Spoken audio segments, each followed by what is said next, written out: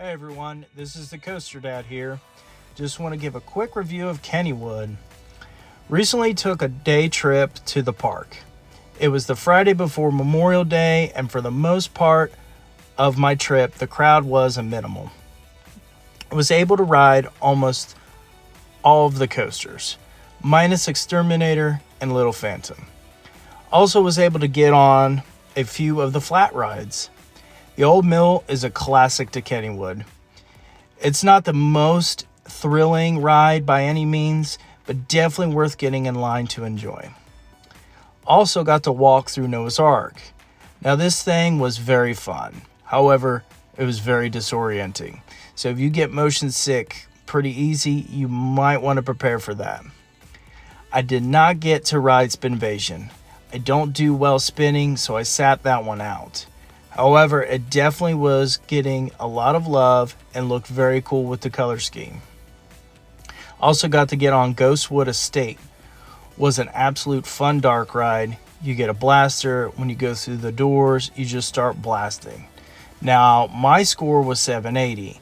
If you beat my score, comment below what your high score was.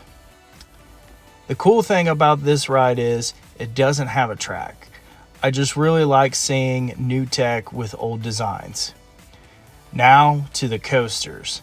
This is why we travel to amusement parks, to the theme parks. Kennywood has a great lineup.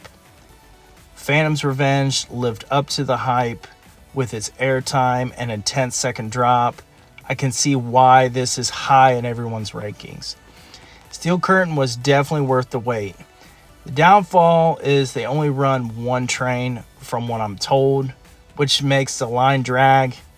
However, if you are a fan of inversions, then this coaster is just for you. Kennywood also has some great wooden coasters. Thunderbolt was just pure fun. It was surprisingly smooth and intense.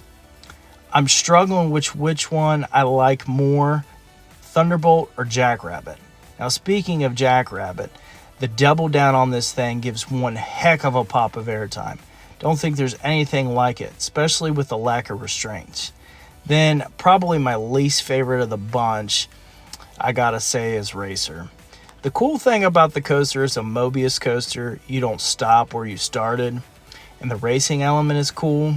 However, this coaster I felt had a basic layout, and that wasn't a highlight for me. Skyrocket, though, was a lot better than I thought it would be. The restraints are not the easiest to get in and out of. However, it has a great layout, which makes up for that. Definitely a must-do. Now, it's right up at the front of the park, so when you first get there, a lot of people will jump straight in the line of that thing. That's probably a coaster I probably will wait a little bit once that first crowd comes into the park. Let it die a little bit, come back to it. Well guys, that about wraps it up for this video.